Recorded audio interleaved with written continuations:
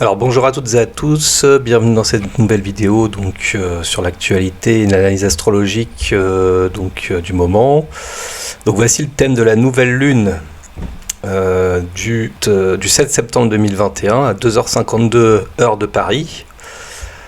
Donc là je vous ai mis le thème de la nouvelle lune.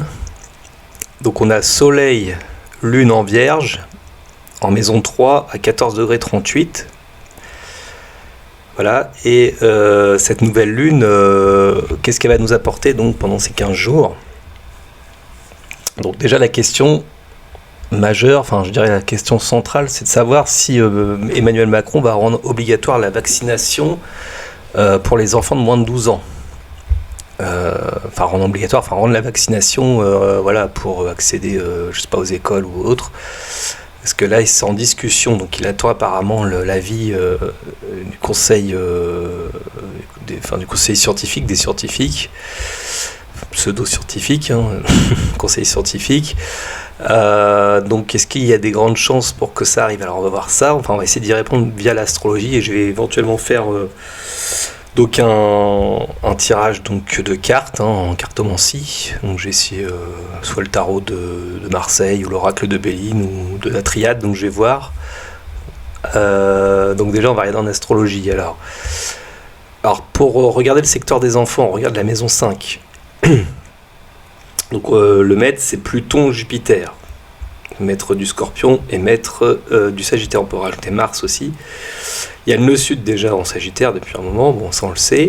Donc Pluton il se trouve ici en maison 6, question de santé, par rapport aux questions sanitaires. Donc on regarde les aspects. Alors ce Pluton, qu'est-ce qu'il fait? Donc il fait une opposition à l'ascendant le thème de la nouvelle lune, ascendant Cancer. Donc il faudra regarder éventuellement la lune. On retrouve donc la lune ici en maison 3. Alors, conjoint soleil, second maître d'ascendant, quels aspects font-ils? Il y a une opposition de Neptune, donc là il peut y avoir des désillusions, il peut y avoir des espoirs déçus, alors notamment au niveau des médias, par exemple la communication, 3-9, là il peut y avoir des problèmes au niveau des déplacements, des voyages, ça c'est au-delà de la question principale. Mais par rapport aux enfants, c'est vrai que là le carré, donc il y a un carré par exemple de Pluton à Vénus. Donc là ça peut toucher le corps, mais bon, c'est Vénus est en balance en maison 4, donc là ça peut toucher des questions familiales. Donc il peut y avoir des questions en rapport avec les relations. Donc après, bon voilà, ça parle pas forcément des enfants, mais ça peut être une indication. Dans un côté plus psychologique, Vénus carré Pluton indique les relations avec beaucoup plus de passion, voire destructrices dans le pire des cas. C'est des relations un peu, difficiles, où jalousie, manipulation inconsciente peut avoir lieu. Donc c'est l'aspect de Carmen, je t'aime moi non plus. Donc là il peut y avoir actuellement des relations de rejet, des rejets dans les différentes relations amoureuses. Ça peut aboutir à des fins de relation ou des tests ça peut faire des tests inconscients pour savoir qui tient à l'autre plus que l'autre, des choses comme ça. Voilà, donc ensuite on a Pluton qui fait un trigone à Mars en Vierge. On a Mars en Vierge actuellement. Alors ce Mars justement il est second maître de 5, donc là déjà c'est plutôt positif car les deux maîtres de 5 sont en harmonie. Donc là il peut y avoir une action profonde qui peut être menée. Il peut y avoir des discussions donc du coup par rapport à ces questions d'enfants, mais pour l'instant les actions seraient plutôt positives. Alors après ça dépend de quel point de vue on se place, point de vue gouvernemental ou point de vue de ceux qui résistent à tout le schéma covidiste. Donc Mars trigone Pluton peut donner, si vous voulez, des actions profondes aussi pour ce qui est de la défense des droits des enfants par exemple aussi. Dans des actions concrètes, Mars en Vierge. Faire l'école à la maison, je sais pas, ça peut être plein de choses comme ça. Donc là on a la question avec les Mercure, Vénus en 4, donc il y a des questions qui se posent par rapport à ça.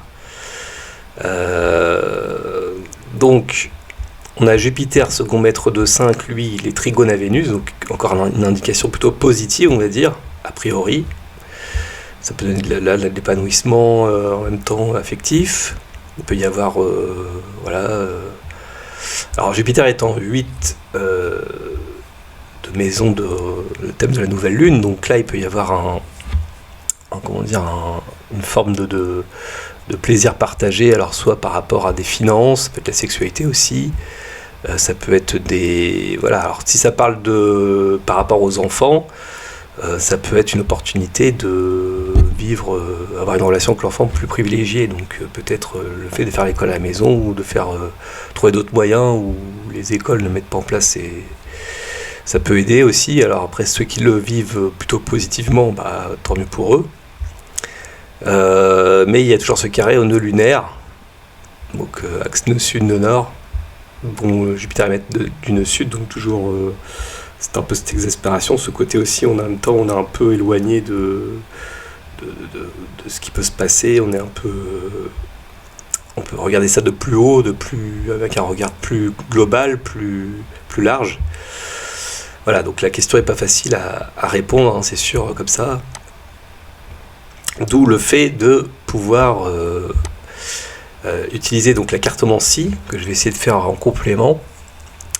Car là, c'est vrai que je dirais c'est 50-50. Donc par rapport à cette question-là, hein, bien sûr. Donc si je regarde par rapport au thème de la 5e République française, donc on a le thème de la 5e République française au centre, et à l'extérieur, donc le thème de la nouvelle lune. Donc là, cette nouvelle lune, ce qui est intéressant, c'est qu'elle est maître de 5 de la République française. Donc lune-soleil, ici en conjonction nouvelle lune. Donc qu'est-ce qu'elle fait? Donc on voit qu'il y a un trigone à Uranus. Donc là il peut y avoir des manières originales de pouvoir vivre, on va dire, émotionnellement les choses. Ou donc encore une fois pour la sauvegarde des enfants, trouver un moyen original de les sauvegarder, de les préserver. Donc je pense forcément à l'école à la maison, mais ça peut être d'autres moyens. En revanche, il y a une opposition à l'ascendant de la 5e République, dont Neptune est le maître, et Neptune n'est pas loin. Alors là, encore une fois, comme je vous ai dit, ça fait des désillusions, puis en même temps, ça peut faire maître d'ascendant, des oppositions, donc on voit bien qu'il y a un côté quand même d'affrontement. Il y a l'axe 1-7 entre guillemets qui ressort, mais là c'est plutôt la maison 6, mais voilà, elle n'est pas loin de la maison 7. Donc il y a, par rapport aux questions de santé, il y a quand même des oppositions qui se créent et savoir comment faire. On est un peu dépité, Neptune, on est dans la désillusion, penser faire confiance par exemple, ou croire que c'était pas non plus, ça va pas se faire, mais attention à la douche froide, des illusions. Donc il y a un risque, je dis pas que c'est du 100%, c'est difficile de faire du 100% d'astrologie, mais il y a une possibilité d'exaspération, de désillusion, donc attention de pas, de prochaine semaine, de voir peut-être une décision qui sera prise par notre cher président. Alors qu'est-ce qu'on peut voir d'autre? Alors on a Mars sur Vénus, donc le Mars de la nouvelle lune sur la Vénus en Vierge, donc de la 5e République, qui reforme aussi les positions à Neptune. Donc là, les actions aussi peuvent être irréalistes dans des notions d'affectivité, de relationnel. Donc on veut des actions concrètes, mais ça peut quand même aboutir à des épreuves. Neptune est maître de 12 quand même. Uranus, second maître de 12, lui il est en 2. Donc il y a toujours les questions de finances avec ce carré Saturne-Uranus, les commerces qui ferment, les ruptures, les gens qui démissionnent. Il y a beaucoup de... On voit par exemple pour l'emploi qui dit à les offres qui est... J'ai mis autant d'offres, oui, forcément les gens ils démissionnent, ils veulent pas se faire picouser, mais avoir le pass pour aller travailler, donc ça peut se comprendre, surtout dans le secteur de la restauration et le médical. Mais si c'est ouvert au public, c'est là que c'est assez compliqué parce que ça commence à s'étendre. Donc là, à voir aussi quel secteur est concerné, mais là on voit bien que tout ce qui est métier de bouche en taureau, tout ce qui a rapport avec les finances, en maison 2, carré Saturne, dans la maison 12, ça crée quand même des grandes épreuves là au niveau financier, on voit bien. Alors heureusement, il y a le trigone à la nouvelle lune là, qui peut permettre d'apporter des solutions concrètes, originales. Donc une autre façon il y a toujours des solutions avec la Vierge, c'est un signe qui se laisse pas abattre, qui essaie toujours de trouver des solutions pour s'en sortir. Donc il y a peut-être des solutions pour trouver des alternatives à une vie, on va dire, dans ce système, à trouver des... Alors ceux qui sont dans le système, forcément, ceux qui sortent du système, forcément, c'est plus simple pour eux, mais d'une manière générale, dans l'État français, là, le système de la Ve République, on peut y avoir des actions originales. Donc il y a les actions de droit, de loi, donc là, notamment avec les questions qui se posent, Mercure, maître de la nouvelle lune, en balance, balance signe de la justice, donc il peut y avoir des recours en justice, il y a beaucoup de plaintes là, qui sont déposées, je vois qu'il y a une explosion de plaintes qui se font, donc je vais revenir dessus. Donc sur Mercure en 7, qui peuvent être positifs. Trigone au Mars, alors un peu large, lune noire de nord, là, il y a un trigone là par rapport aux actions menées. Qu'est-ce qu'il peut y avoir d'autre Alors en revanche, oui, une opposition à la lune. La lune noire, en bélier, donc puis il y a quand même de l'inquiétude, rien n'est simple, donc tout se fait pas non plus facilement. Il faudra se battre aussi, lune en bélier, besoin d'action. En tout cas, voilà, les actions peuvent être en même temps assez, comment je pourrais dire, profondes. Enfin, on se bat vraiment pour des causes profondes de société en 11 par rapport à la politique menée, voilà. Mais en même temps, attention aux actions irréalistes. Il faut vraiment faire des choses bien dans l'ordre, bien structurées, bien concrètes. En Vierge, c'est ce que demande Mars en Vierge, d'être bien dans le concret, mais attention à l'aspect sanitaire en face qui est quand même compliqué, qui a quand même des fortes résistances dans le sens que tout ça c'est mis en place et c'est difficile aussi d'arriver à des choses concrètes efficacement, je dirais. Donc c'est vrai que ça c'est compliqué, on va dire, c'est une situation qui est compliquée, on ne dit pas le contraire. En plus il y a ce quinconce à Eris là, qui peut créer des divisions, qui peut créer des sortes d'actions, mais qui permet pas à rassembler tout le monde. Forcément, la France est un peu divisée en deux là, avec les pro-vax, les pro-covidistes, les anti-covidistes, enfin voilà. Donc voilà ce que je peux résumer en astrologie. Alors maintenant on va essayer de faire un tirage de cartes. Donc tirage de tarot pour savoir si Emmanuel Macron va rendre la vaccination des enfants de moins de 12 ans obligatoire.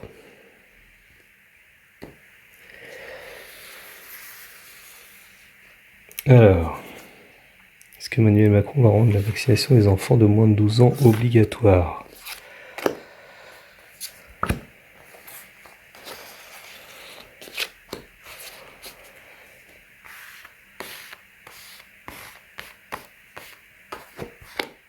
Alors, j'ai le soleil. Les soleils, c'est les enfants. Justice, le droit.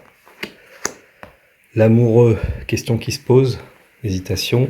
Et la lune, il y a comme, une illusion, ce que je disais, la désillusion avec Neptune. Alors, si c'est par rapport à la question au pouvoir, a priori, ce serait non. Alors, on va voir, attendez, la synthèse du jeu. Donc 19, on additionne les arcanes, 19 plus 8, plus 6, plus 18. Donc ça fait 6, 51. Donc on a déjà 6, donc on l'enlève. Donc il reste 19 plus 8, plus 18, on arrive à 45, donc on réduit. 4 plus 5, 9. Donc l'arcane de l'ermite. L'arcane de l'ermite que je vais chercher tout de suite, elle est là, voilà. Donc là, a priori, je dirais que non. Le soleil dirait, donc là, c'est parle des enfants, le bonheur, voilà, ça rayonne. Et en face, comme j'ai dit, la justice, donc on essaye d'attenter des droits, peut-être contre les enfants, Mais en même temps, il peut y avoir des recours qui peuvent être faits en justice par rapport à ce qui est actuellement, et si on rend la vaccination éventuellement obligatoire pour les enfants de moins de 12 ans. Donc un choix se pose, et c'est une situation qui est partagée, qui n'est pas évidente. Alors est-ce que le gouvernement ne sait pas trop comment faire, parce que peut-être qu'il y a beaucoup de résistance, il n'a pas envie de peut-être se mettre trop le pays à dos, déjà que là c'est assez violent. Parce que là, s'il fait ça, à mon avis, il y a une grande chance que ça part vraiment en vrille. Il peut y avoir des violences dans le pire des cas, donc des actes désespérés. Surtout avec ce Mars opposé Neptune, c'est souvent des actes désespérés, des actes un peu irréalistes, voire suicides ou des choses comme des trucs fous, des actes un peu fous. Donc voilà, donc je pense pas. Et comme il y a la Lune, il y a une déception quelque part. Il y a ce côté qui tombe à l'eau. Donc en même temps, les actions ne sont pas que des côtés du peuple, ça peut être l'action du gouvernement, donc qui tombe à l'eau. Peut-être qu'il peut pas faire comme il veut. Peut-être les scientifiques vont dire non, c'est pas nécessaire. Peut-être que voilà, ça peut être plein de choses comme ça. Et donc voilà, l'ermite dit il y a un retard, il y a du temps, ça se fait pas tout de suite. C'est en étude en fait, ils sont en recherche. Donc là, c'est un peu la carte de synthèse. Voilà, ils sont en train de chercher. Peut-être qu'ils vont repousser le truc ou ils vont essayer de trouver autre chose, mais pour l'instant, je dirais que ça se ferait pas dans l'absolu. Donc, alors peut-être qu'il y aura des conditions, des choses comme ça, mais voilà. Donc ça, c'est déjà une bonne nouvelle, c'est rassurant. A priori, je dirais que non. Après, je peux me tromper, mais moi, je dirais que non, ça se fera pas, malgré que la question s'est posée. Voilà. Donc voilà pour ce qui est de l'analyse astrologique et du tirage en cartomancie par rapport à cette question donnée. Donc maintenant dans le reste de l'actualité, alors donc selon Covid Tracker, donc il y a quand même près de 73% des Français qui ont reçu au moins une dose de vaccin, donc 72,8% à l'heure où je parle. 67% ont reçu toutes les doses requises. Il reste à vacciner 27,2% des Français avant d'atteindre un taux de vaccination de 100%. Bon, ça c'est les chiffres officiels, après est-ce que c'est vraiment les vrais chiffres, ça je peux pas vous dire. On sait bien que l'objectif c'est 80% dans chaque pays, donc c'est pour ça qu'ils vont peut-être relâcher par la suite les restrictions à voir. Donc l'autre bonne nouvelle c'est que on voit bien il recule sous la pression du MEDEF. Bruno Le Maire a annoncé que le pass sanitaire ne concernerait plus que 64 centres commerciaux dans l'Hexagone à compter du 8 septembre contre 178 aujourd'hui. Donc voilà, quand c'est le bas peuple qui réclame, qui gueule, là non, on n'a pas de gain de cause, mais là dès que c'est le MEDEF, les grandes entreprises, les grands patrons qui crient attention, ça risque d'être compliqué. Si vous fermez tout, vous allez tout nous mettre en faillite. Ah là, d'un seul coup, là ils réagissent aussitôt là. Donc bon, on n'est pas étonné. On a alors le Danemark qui met fin à toutes ces mesures de restriction liées au Covid au 10 septembre, donc la semaine prochaine. Et les Pays-Bas et la Suède font beaucoup mieux que la France sans masque et passe sanitaire. Donc en effet, donc c'est un pays nordique, ils relâchent beaucoup. Alors c'est vrai qu'ils sont majoritairement vaccinés, alors surtout le Danemark je crois. Mais on voit bien que le nombre de contaminations journalières par million d'habitants, donc population égale, donc la Suède c'est 98 personnes contaminées, France 234. Donc quasiment 2,4 fois moins que la France. Les décès, 0 décès en ce moment, donc là il n'y a pas besoin de comparaison. Le bilan global des décès est aussi meilleur, donc 1440 contre 1751, donc même chose aux Pays-Bas. Donc les Français montrent que personne ne met de masque dans les magasins. Enfin, il y a un Français qui montre dans la vidéo que personne ne met de masque dans les magasins et aucun pass n'est en vigueur pour accéder au commerce, au bar ou au restaurant. Alors malheureusement, je ne peux pas vous mettre cette vidéo, mais je vais essayer, si je peux, voilà. Nombre de contaminations journalières par million d'habitants à population égale. Donc Pays-Bas 144, France 234, quasiment 1,6 fois moins que la France. Nombre de décès journaliers par million d'habitants à population égale. Pays-Bas 0,34, France 1,49. Quasiment 4,4 fois moins que la France. Le bilan global des décès aussi bien meilleur, 1048 contre 1751. Dans le même temps, les contaminations explosent en Israël où ils ont le masque et le pass sanitaire un peu partout. Le nombre de décès journaliers dépasse même celui de la France avec 25 décès, soit 2,8 décès par million. Alors ils réouvrent tout ou sont beaucoup moins restrictifs car le quota, comme j'ai dit, de 80% de primo-vax est atteint ou presque. Donc bientôt on devrait sans doute avoir un relâchement des restrictions comme nous l'a annoncé Castex. Après ça dépend aussi des mesures politiques de chaque pays. Car c'est vrai que ces pays ont une tradition beaucoup plus libre, on va dire, les pays nordiques. Je crois que le pire pays, c'est il y a les pays arabes, mais l'Australie surtout, avec j'ai vu des vidéos où il y a menottes au poignet si on ne met pas de masque. J'ai vu ça dans une forêt, un père de famille a promené sa fille et il n'avait pas le masque, des flics sont arrivés, l'ont mis à terre, me menotte au poignet, le séparé de sa fille, enfin, c'est terrible.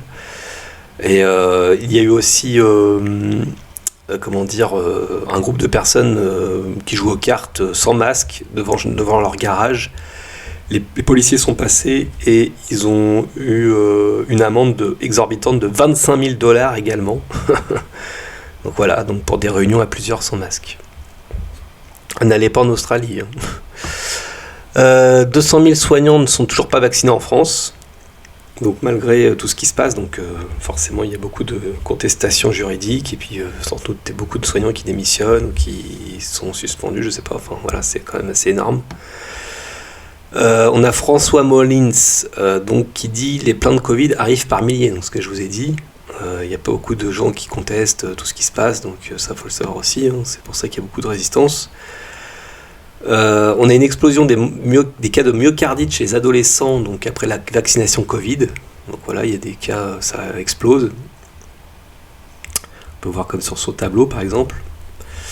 Mais à côté de ça, on parlait des pays nordiques, mais il y a aussi le Kremlin à Moscou. Nous sommes c'était le 1er septembre, il y a eu le tweet d'une internaute qui a dit « Ma fille a pu rentrer à l'école à Moscou sans vaccin, sans masque. » C'est sûr que c'est vraiment la dictature comme on le dit en Russie, c'est terrible. Donc voilà, en fait, puis même Poutine a dit je veux un pays qui puisse décider, que ses citoyens puissent être libres et décider de ses droits, un truc comme ça. Donc voilà, on voit qui est du côté pro-covidiste et ceux qui luttent contre, qui sont pro-liberté. Donc on a l'abonnement vaccinal, comme je vous ai dit. Donc là en Australie c'est le cas, ils veulent rendre la vaccination, donc la piqûre tous les 5 mois pour les vacciner. Donc on parle d'ailleurs d'une 4e dose en Israël, ils parlent déjà de ça, qu'ils veulent rendre peut-être bientôt en compte. On a des témoignages de Français vaccinés qui se multiplient sur les réseaux après des effets graves dus à la vaccination. Donc là c'est pareil, je pourrais vous mettre plein d'extraits de personnes qui se prennent en vidéo, qui montrent tous les problèmes qu'ils ont eu depuis la vaccination. On a aussi des données effrayantes, plus de personnes sont décédées à cause des vaccins Covid en 8 mois que de personnes décédées du virus en 18 mois, en 1 an et demi. Donc ça c'est incroyable. On a l'OMS qui travaille avec Bill Gates et la fondation Rockefeller sur un certificat numérique de vaccination. Le voilà, il nous avait manqué le petit Bilou. Forcément on entend parler de lui.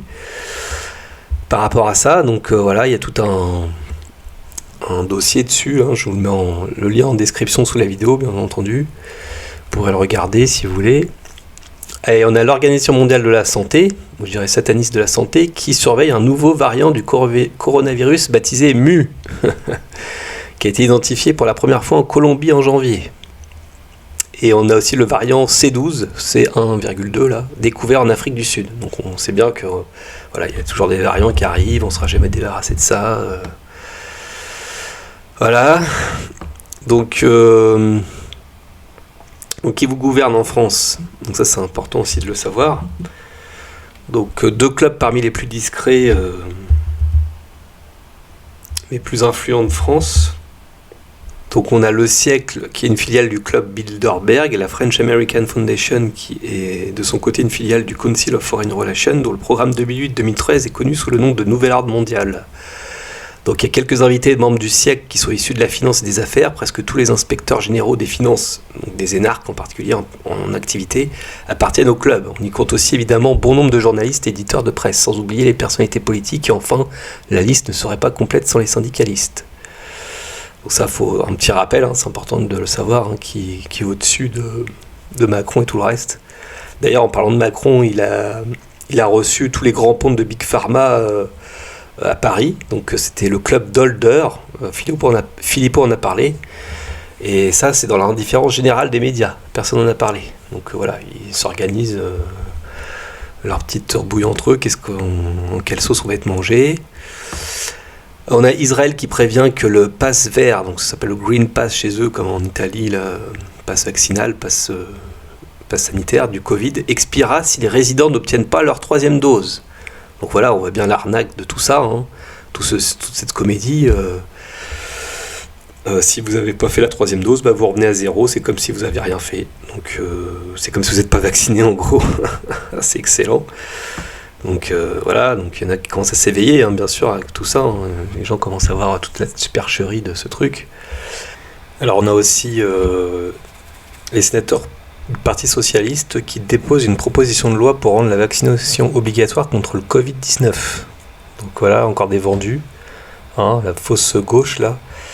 Donc il n'y a rien de fait, mais c'est vrai que c'est assez inquiétant. Il y a Paul Vérac qui en parle là sur une des vidéos qu'il a fait. Je vous conseille de voir sur YouTube. Il explique bien. Voilà. Donc Covid-19 et suspension. Donc il y a 2 astuces pour mettre votre employeur en difficulté. Donc face au Covid, la possibilité d'une suspension du contrat pour les salariés soumis à l'obligation vaccinale ou à l'obligation du pass sanitaire. Une certaine violence patronale qui concerne d'abord les managers publics se fait jour. Voici un premier retour d'expérience après les nombreux témoignages qu'il y a eu sur la vraie vie des organisations, qu'elles soient publiques ou privées, et une première aide sur ce qu'il faut accepter ou tacler sans état d'âme. Donc, quand il y a une suspension et contrôle des arrêts de travail. Donc le premier sujet, les salariés en arrêt de travail ont fait l'objet de contrôles, ce qu'on appelle couramment des contre-visites de la part de l'assurance maladie. Et dans certains cas, le médecin conseil de la sécurité sociale a invalidé l'arrêt dûment délivré par un médecin. Donc rappelons que cette procédure de contre-visite est parfaitement légale selon l'article L315.1 du Code de sécurité sociale qui en détaille les éléments. Si le médecin conseil de la sécurité sociale considère que l'arrêt de travail est injustifié, le salarié ne perçoit plus ses indemnités journalières pendant ce temps. Cette décision peut être contestée auprès de la commission de recours amiable de la caisse primaire d'assurance maladie dont vous dépendez. Pour les fonctionnaires, l'appel s'effectue devant le comité médical départemental. Donc soulignons que l'appel de ce genre de décision n'a de sens que si vous êtes véritablement victime d'une injustice caractérisée. Donc suspension avant le 1er ou le 15 septembre. Les mails qui ont été reçus témoignent d'une vague de suspension dès le mois d'août dans la fonction publique hospitalière. Les suspensions sont parfaitement illégales puisque la loi du 5 août 2021 les réserve. Donc au 1er septembre pour les salariés et fonctionnaires soumis à l'obligation du pass sanitaire qui n'en disposeraient pas à cette date, au 15 septembre au plus tôt pour les salariés et fonctionnaires soumis à l'obligation vaccinale qui n'auraient pas entrepris leur schéma vaccinal. Toute suspension intervenue avant cette date pour des motifs liés au pass sanitaire ou au vaccin serait donc illégale. Donc si vous êtes victime, nous vous conseillons de saisir les prud'hommes ou le tribunal administratif, selon les cas qui a été détaillé, pour en obtenir l'annulation d'urgence avec une réparation. Donc d'ailleurs, sur le site de Réaction 19 de Carlo Alberto Brusa, la vaccination est bloquée par voie judiciaire depuis le 26 août dernier. Donc c'est intéressant de le savoir. Alors je vous conseille d'aller sur son site, voir ça. Il y a un guide juridique pour la liberté vaccinale, donc je vous mets le lien PDF sous la vidéo. Donc voilà, pour puisse se défendre. L'Assemblée nationale vote discrètement un transfert de souveraineté sanitaire à l'Europe. Voilà, donc en oubliant une leçon clé de la crise Covid. Donc voilà, on n'a plus de souveraineté en France, ça y est, déjà on l'avait plus, mais là c'est officiel. Et en 3e dose de vaccin anti-Covid, la Commission n'endossera pas de responsabilité en cas de problème. Donc voilà, double effet de l'Europe, cette Union européenne scélérate. De plus, les bases d'effets secondaires Eudra Vigilance a été nettoyée. C'est au mois d'avril. Alors ça, c'est incroyable. Donc tout ce qui était les effets secondaires répertoriés par Eudra Vigilance, donc qui appartient à l'Europe, pouf, il n'y a plus rien. Donc en masse zéro, non, il n'y a pas eu d'effets secondaires, tout va bien. Alors qu'il y en a eu plein. Voilà, ce fichier, cette documentation a été nettoyée, il n'y a plus rien. Voilà, donc on a aussi le pape François qui déclare, alors ça c'est pour la anecdote, que se faire vacciner contre le Covid est une preuve d'amour. Donc voilà, l'anti-pape François qui rajoute des siennes. D'ailleurs, le patriarche catholique byzantin avait écrit sur François Bergoglio, est-il l'antéchrist ou devrions nous attendre à quelqu'un d'autre ? En effet, il y a un faux évangile qui se fait par rapport à lui en 7 points. L'intronisation du démon Pachamama, qui a été mis en 2019 dans la basilique principale de l'église catholique. Donc c'est un geste par rapport aux catholiques antéchristique, on ne doit pas adorer des idoles païennes. Il y a eu légalisation des unions des sodomites en 2020, donc il s'est prononcé Bergoglio en faveur de la légalisation des unions des sodomites. Alors moi personnellement, je n'ai rien contre ça, mais ça je parle par rapport aux catholiques. Après, je rejoins ce côté un peu, je suis pas religieux, mais je rejoins ce côté-là quand même. On a l'idole de l'abomination dans le lieu saint, donc dans Matthieu 24, 15, des fermetures des églises. Donc, lors des fêtes religieuses les plus importantes, Pâques et Noël, Bergoglio a fermé les églises sous prétexte artificiel d'une pandémie planifiée, donc les fêtes sacrées de catholiques. On a le vaccin ARN messager qui modifie le génome humain, le nouveau vaccin ARN, donc il le promeut, Bergoglio. Il y a le puçage d'esclavage, donc le nouveau vaccin contient également un hydrogel contenant des nanoparticules organiques, donc c'est une forme de puçage, puçage qui prive d'une personne de son libre arbitre et par conséquent d'une chance de se repentir. Donc c'est une conséquence de la damnation éternelle dans les temps de feu. En faisant la promotion de ce vaccin, Bergoglio s'avère être, entre guillemets, l'antéchrist, selon ce cardinal. Sous couvert de phrases religieuses, il commet le crime le plus grave de l'histoire de l'humanité. 6. Le but ultime, c'est le génocide de l'humanité. Comme Bill Gates l'a admis, si nous faisons du bon travail avec les vaccins, nous réduirons la population de 10 à 15% au cours de la première étape. Donc ça signifie un génocide d'1 milliard de personnes environ. Bergoglio promeut ce génocide dans ses documents du Vatican, sous le slogan « Vaccin pour tous ». Il boycotte cyniquement les véritables experts en médecine qui mettent en garde contre cette vaccination. Et il promeut aveuglément la ligne de conduite de réduction de la population défendue par les mondialistes. Donc il est en union d'esprit avec les satanistes, c'est le signe de la politique de l'antéchrist. Et 7, point culminant de l'apostasie du Vatican, donc avant Noël, le Vatican de Bergoglio a conclu une alliance mondiale avec les Rothschild, donc un pacte, et aussi les Rockefeller, pour ceux qu'on appelle les Guardians, les gardiens. Donc il y a tout un truc, j'en ai déjà parlé.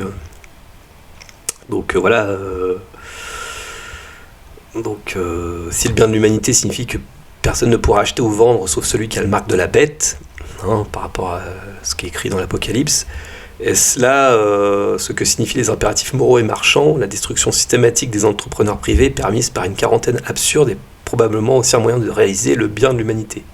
La pandémie artificielle est destinée à créer un besoin de vaccination obligatoire. Bill Gates déclare ouvertement que la vaccination contribuera à réduire la population, c'est-à-dire l'humanité. Bergoglio abuse de l'autorité de l'Église pour protéger moralement ce génocide planifié. Donc une telle chose ne peut être effectuée que par l'antéchrist. Voilà, donc il y a eu un communiqué de presse du groupe The Guardian qui célèbre cet article sur son site web comme étant historique, ajoutant « Les gardiens sont inspirés par l'impératif moral de toute religion ». Voilà, donc la création du Conseil avait déjà été planifiée lors du Forum mondial de Rome en 2016, auquel Bergoglio avait pris part. Le 8 décembre 2020, le Vatican de Bergoglio adhère au pacte de soi-disant Council for Inclusive Capitalism, le Conseil pour le capitalisme inclusif, c'est-à-dire, c'est vraiment un événement en fait historique et surtout un autre événement tragique pour l'Église, dirigé par les Rothschild et les Rockefeller. Donc ce conseil crée une alliance économique et spirituelle mondiale avec des élites dédiées au prince de ce monde, le diable. Bergoglio aurait assumé la position de leur chef spirituel et moral. Donc est-ce l'intronisation de l'antéchrist ? Quant à l'inspiration par l'impératif moral de toutes les religions dites païennes, il faut se rendre compte de ceci. Un païen n'est pas un athée, mais un adorateur du diable, donc pour les catholiques, et des démons.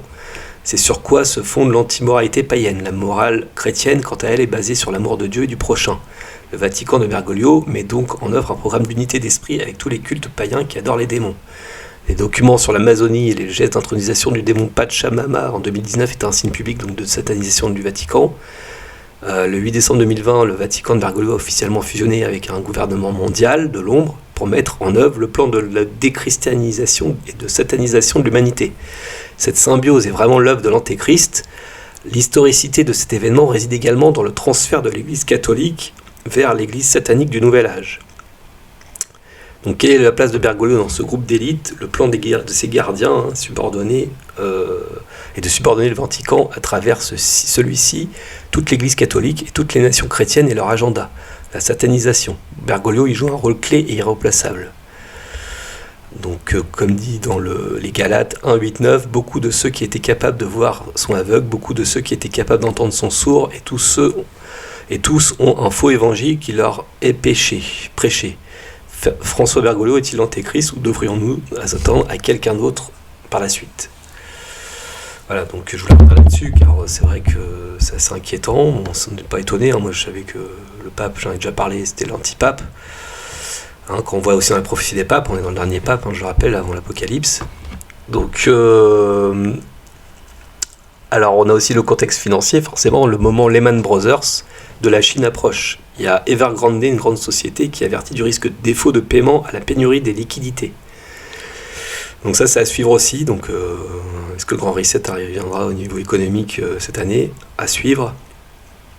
Et enfin, je voulais revenir sur les inondations qu'il y a eu, les trompes d'eau qui sont battues sur la ville de New York et sa région après le passage des restes de l'ouragan Ida qui a causé la mort de plusieurs personnes. Et des tornades ont aussi créé beaucoup de dégâts dans les pays. Donc c'est intéressant de voir dans le thème des USA donc il y a une opposition de Neptune qui se forme, j'avais dit 2022, surtout à partir de 2022. 2021 là ça commence à se former, 2022 donc voilà, donc après c'est un peu partout aussi, mais c'est intéressant de le voir que ça ressort aussi dans le thème des États-Unis. Et on a aussi en Catalogne, on a des inondations aussi en Catalogne et en Espagne, qu'on a vu au 1er septembre aussi. Et là, pareil, on voit un carré de Neptune, je crois, dans leur thème. Donc voilà, je vais pouvoir le remettre. Donc voilà, donc j'ai fait un peu le tour des infos, j'essaie de faire vite parce que il y a tellement d'infos que je peux pas parler de tout, mais voilà, on va dire les infos majeures de ce qui n'est pas forcément dit dans les grands médias forcément, que vous pouvez retrouver sur internet. Donc voilà, si cette vidéo vous a plu, n'hésitez pas à liker, partager, vous abonner, et je vous souhaite bon courage et je vous dis à bientôt.